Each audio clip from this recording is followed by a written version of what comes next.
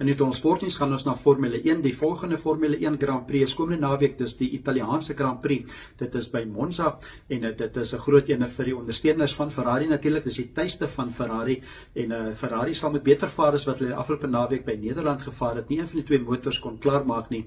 Dit is Lewis Hamilton wat 'n ongeluk gemaak het in draai 3 en daar's ook een van die bestuurders wat agter in Charles Leclerc vasgery het. So hy kon ook nie klaarmaak in Nederland nie. Nou is dit die Monza Grand Prix en dit is McLaren wat nog steeds die gunsteling sal wees. McLaren doen baie goed. Oscar Piastri het gewen in Nederland. Dit is Lando Norris wat ook goed gedoen het. Hy het later meganiese probleme gehad. Daar was rook in sy motor gewees, so hy kon nie klaarmaak nie. Wat tans met die puntestand gebeur, dit is Oscar Piastri voor op 309 punte. Dit is Norris op 275, sy spanmaat met McLaren net agter hom en dan Max Verstappen 'n hele entjie terug op 205 punte.